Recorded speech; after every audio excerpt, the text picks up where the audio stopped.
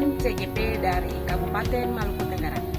Ini adalah sekolah tempat saya mengabdi, SD Naskah Rumat, yang berada di Desa Rumat, Kecamatan Kekecil Timur, Kabupaten Maluku Tenggara. Sekolah saya berada di Yayasan Pendidikan Katolik Keuskupan Amboina. Oke, saya akan mengantar kita kepada refleksi Ki Hajar, pemikiran Ki Hajar Dewantara yang saya refleksikan sebagai guru di kelas dan di sekolah. Ikuti saya. Merdeka belajar menurut saya adalah ketika siswa merasa senang dan gembira saat belajar. Dan saya sebagai guru yang juga adalah panutan, bagaimana caranya saya membangun situasi kelas yang gembira, yang senang. Saya senang, anak-anak juga senang. Tidak ada yang terbeban dengan banyaknya tugas mungkin, atau padatnya tugas mungkin, atau ketidaksukaan pada mata pelajaran, atau model belajar, atau karakter dari guru yang tidak menyenangkan. Nah, ini adalah pergulatan perjuangan saya seumur hidup supaya selalu menjadi guru yang dapat memberikan teladan yang baik, guru yang mampu menjadi motivator dan sekaligus menjadi fasilitator bagi siswa saya. Sebagai guru di kelas, apa yang sudah saya lakukan? Yang sudah saya lakukan untuk mewujudkan merdeka belajar adalah mata pelajaran IPA, materi mata pelajaran IPA selama 1 semester. Kemudian siswa diminta supaya memilih materi mana yang mereka suka, yang mereka senangi. Nah, ini beda dari biasanya. Biasanya saya selalu mengajar sesuai dengan urutan kurikulum KD 1, 2, 3. Tapi saya sengaja membuatnya berbeda.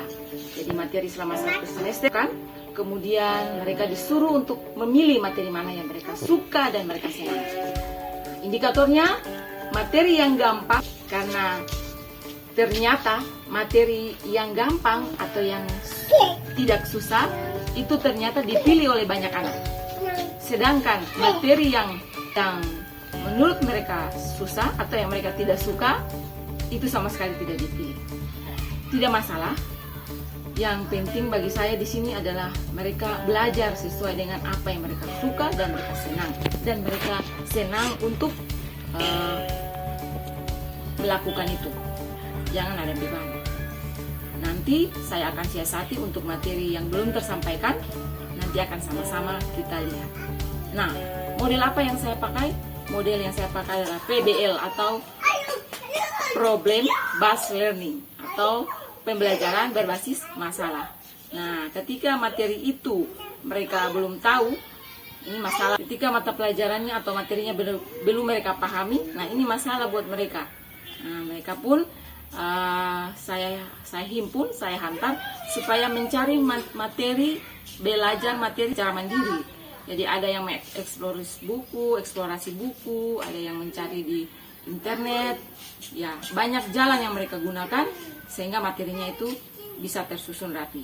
Nah, ketika materinya sudah mereka cari dan sudah mereka tulis, akan ada penampilan sebelum action. Jadi mereka akan satu-satu akan tampil membawakan materinya di depan kelas. Mereka akan berlagak seperti penyiar yang akan memberikan materi untuk orang lain. Nah, saat itulah jika ada materi-materi yang masih belum lengkap atau masih salah, benar, kita akan sama-sama melengkapinya dan membenarkannya. Nah, ketika masukan-masukan untuk penampilan sang anak dari teman-temannya itu mulai membuat dia semakin mantap, dan ketika latihan keduanya sudah bagus, maka dia akan langsung action di depan kamera.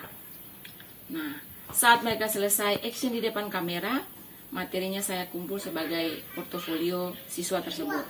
Kemudian video hasil dari praktek atau hasil dari peragaan mereka membawakan materi itu akan diedit atau diubah seperlunya sehingga penyampaiannya itu sesuai dengan isi materinya. Nah, setelah diedit, maka konten siswa inilah yang akan saya masukkan dalam pusat sumber belajar offline milik sekolah.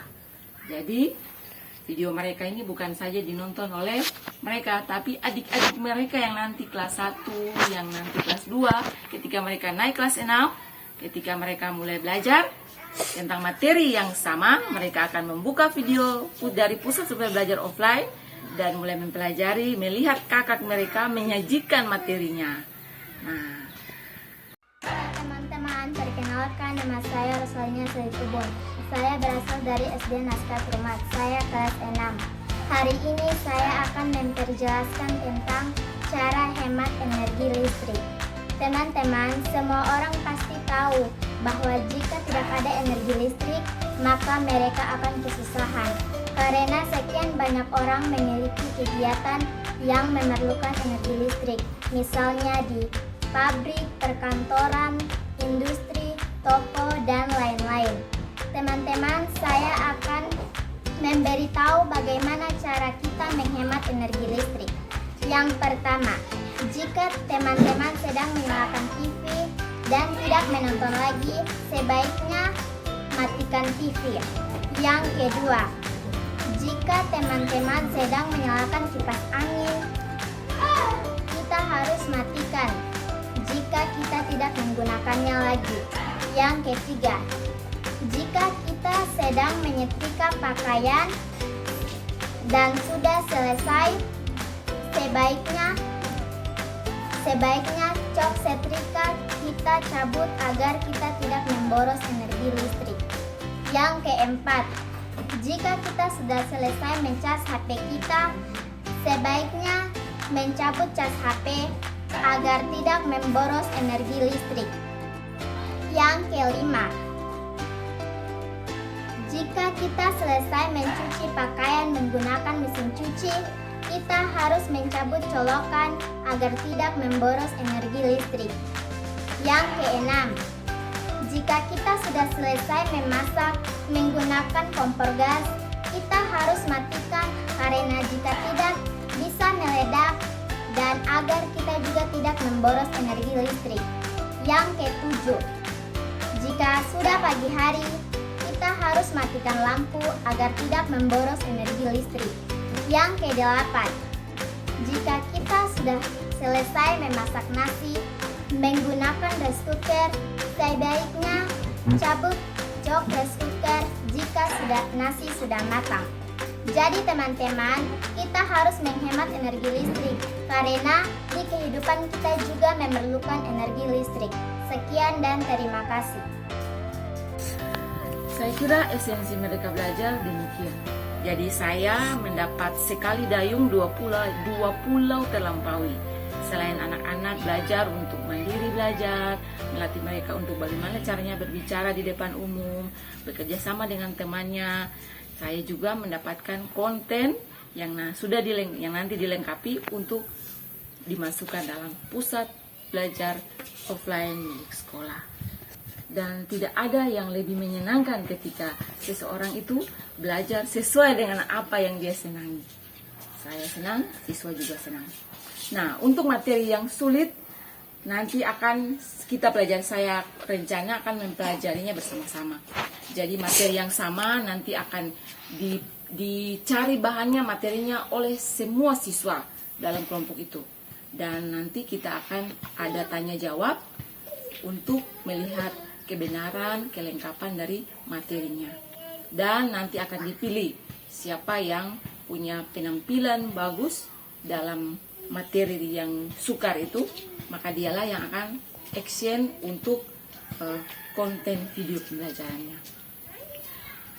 Begitulah teman-teman cerita saya dan pemahaman saya tentang Merdeka Belajar menurut pemikiran Ki Hajar Dewantara yang selama ini lebih kurang saya aplikasikan di kelas saya, di sekolah saya. dengan rekan-rekan guru, kepala sekolah dan rekan guru lainnya. Saya menerapkan kolaborasi dan berbagi. Saya lebih senang berkolaborasi dan berbagi. Ketika portal guru belajar mulai dibuka, saya mengajak semua guru di sekolah saya untuk mengikuti itu. Bahkan saya bantu untuk mengaktifkan akun belajar ID-nya, saya bantu untuk daftar, bahkan saya bantu pula untuk mengikuti BIMTEK-nya sampai selesai. Dan ketika guru tersebut hadir, saya akan membagikan sekilas tentang BIMTEK dimaksud. Nah, guru-guru tertentu ini kenapa tidak ikut? Ya, karena mereka masih belum kuasai laptop, internet. Makanya saya bantu. Ketika mereka sudah mandiri, mereka pasti akan dengan sendirinya belajar secara mandiri lewat internet. Cita saya semoga membawa inspirasi untuk semua guru-guru di Indonesia. Sekian dan terima kasih. Udah laut. Udah laut.